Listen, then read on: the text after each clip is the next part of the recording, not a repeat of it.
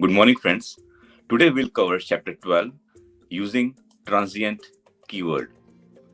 In the previous chapter, we learned that Java's default serialization process is fully recursive. So whenever we try to serialize one object, the serialization process tries to serialize all the fields, whether it's primitive or object references, or it can refer to an object graph. By object graph, we mean that one reference can point to another reference and can have a lot of like multiple references in the as a private field members.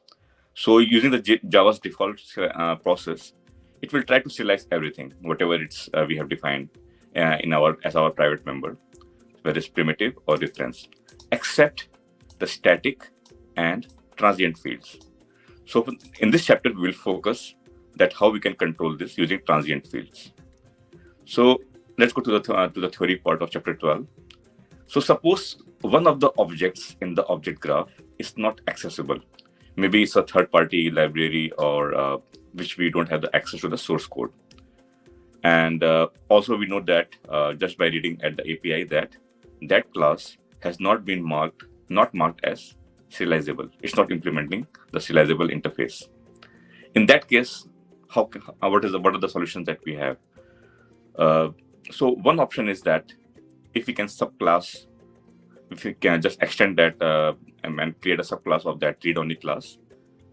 But again, there's a possibility that class is marked as final, which means that we cannot subclass it. Or we don't know if the read-only class object has other similar objects as its reference in its own object graph.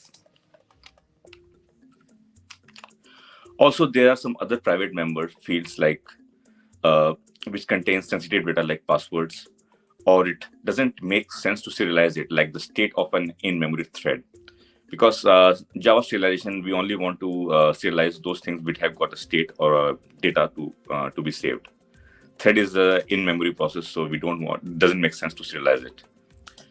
That's where the transient modifier comes in.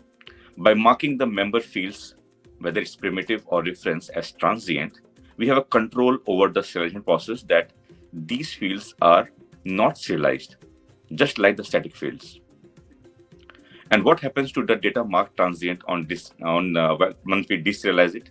It reverts to its default Java values. So for example, if we have marked a private field member, which is double, as transient, and once we serialize it, because it's marked as transient, it will not be serialized. And once we deserialize it, it will go to the default value of 0.0D. Similarly, for Boolean, it would be false.